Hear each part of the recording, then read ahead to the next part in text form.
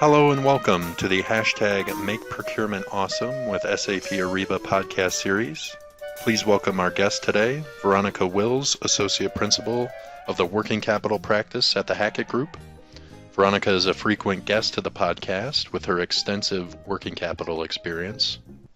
So Veronica, are working capital improvements one-time? Are they a one-time thing or are they continuous? To provide a little bit of more background, we often get this question, and I think the issue or question often stems from DPO improvements, so days payable outstanding. This is related to improvements in the source to settle process. So for example, if you extend your payment terms with your suppliers from 30 days to 60 days, is that a one-time hit or is it continuous? The traditional kind of methodology is thinking of it as a one-time hit, because if I'm moving from 30 to 60, there's a month in there where I don't have to make payments and my AP balance is elevated, and therefore, I'm just delaying the payment one time, so I'm only getting that benefit on my financial statements one time.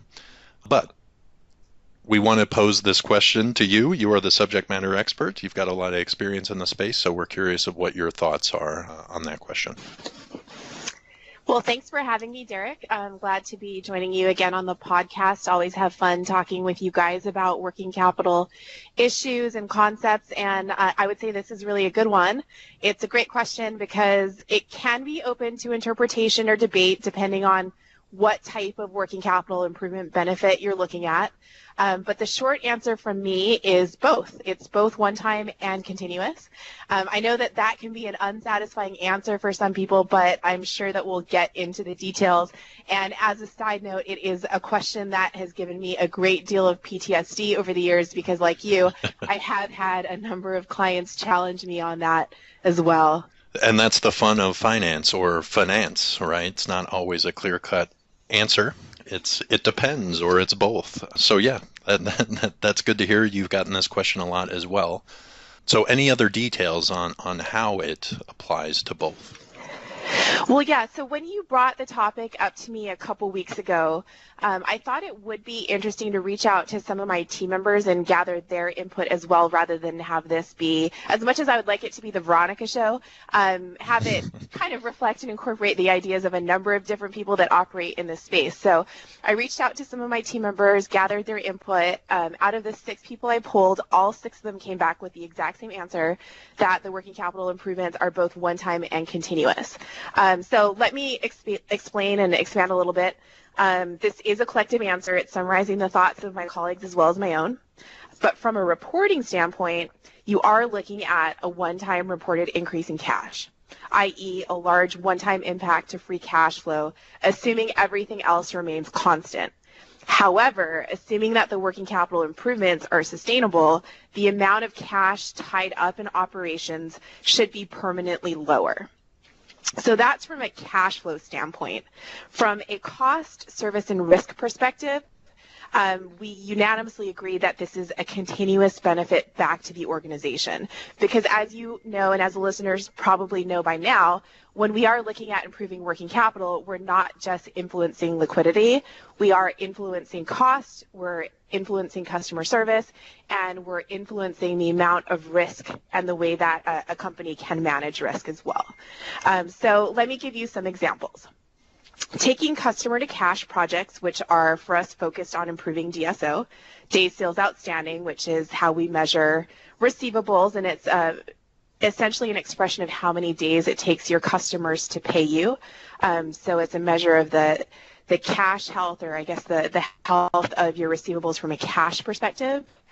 You typically have the associated permanent benefits that impact cost of fewer credit memos, fewer write-offs, less time spent resolving disputes, which could mean potentially fewer FTEs, and generally with lower working capital requirements, whether it's DSO, DPO, or DIO, you are going to have more cash on hand, which means you should have a reduction in your financing costs.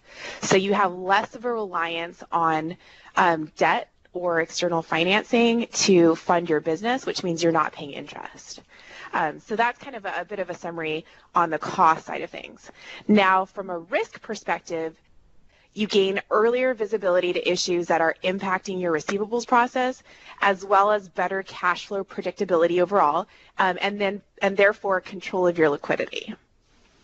Now, using inventory or DIO improvement as an example, DIO being days inventory outstanding, the reduction to the annual cost of holding excess inventories each year for us is continuous. So you have lower warehousing cost, i.e. less areas needed for storage when inventory is reduced, fewer write-offs through better inventory management overall, and more proactive, comprehensive management of slow-moving and obsolete inventory, less spend as over-replenishment is avoided, and you also have additional savings that come from optimizing your supply and distribution network, your commercial terms, and which is typically an add-on to our inventory optimization effort when we're looking to influence DIO. I'm drawn to one important thing in particular you said, Veronica, which is that it's a one-time reporting benefit of cash, but if improvements are sustained, the amount of cash tied up in the business is lower. And I'd like to try to explain what is meant here in a little bit more detail. Not to get too technical, but some more supporting arguments for it being both is actually math related. More finance fun. So you gave a great breakdown of the three elements of the cash conversion cycle. DPO, days payable outstanding, how long it takes to pay suppliers. DSO, days sales outstanding, how long it takes to receive money from customers. And DIO, days inventory outstanding, how long it takes to turn a raw material into a finished good and get it out the door. So the calculation, so the calculation itself for CCC, the cash conversion cycle, is DSO, days sales outstanding, plus DIO minus DPO. So DSO plus DIO minus DPO. So if all of these metrics are 30 days for simplicity's sake, your aggregate cash conversion cycle is 30 days. And what that means is every dollar that is put into the business takes 30 days to recuperate, plus profit, plus whatever the profit is. So now going back to my original earlier example of supplier payment term extension, if terms with suppliers are extended 30 days on one particular date in perpetuity, yes, there is a one-time financial cash benefit by delaying that 1 month's payment, but now my cash conversion cycle is 0 days, which is possible. Even negatives are possible, which is weird to think about, but trust me, it's real. Apple's cash conversion cycle is something like negative 67 days. But anyways, what that means is that every dollar put into the business is immediately recuperated plus profit. So this is obviously a continuous value. It's a metric of cycle time and the cumulative inflows and outflows of cash. This is, of course, assuming all else stays constant, and whatever the improvement is in whatever area of the cash conversion cycle, it's sustained, right? And I'm sure you have some perspectives on sustainability, Veronica. So let me just end with this. Almost all of the changes we recommend to our clients are sustainable and they bring long-term improvement. Since we implement, improve, adjust the process, increase the awareness of working capital across the company, which has a bigger impact than you might think. We define goals and targets, and we create working capital governance and a reporting structure.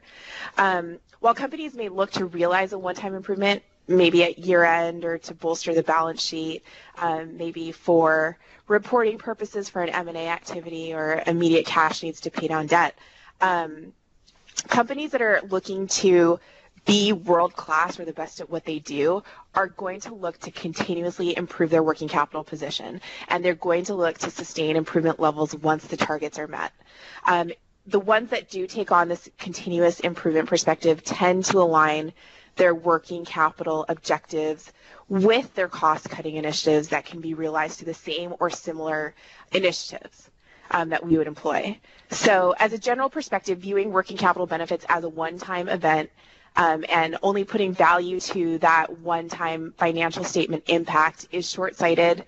It's ill-advised. Just as we're reminded to see the doctor on a continuous basis with ongoing physicals and checkups, companies too should always be monitoring and managing their working capital health. So I hope coming out of this conversation, that's one thing that resonates, regardless of the fact that one time we're taking credit for all of our hard work on the financial statement. We shouldn't look at it as a one-time event because it really is a gift that keeps on giving. All right, thank you. Well, that concludes our podcast session today. Thank you for joining us today, Veronica. For more information on the Hackett Group and their working capital solutions, please visit thehackettgroup.com. For more detailed information on Ariba and how we can help you improve your working capital performance, please refer to ariba.com and our iTunes page. Thanks, Veronica. Thanks so much, Derek. Talk to you again soon.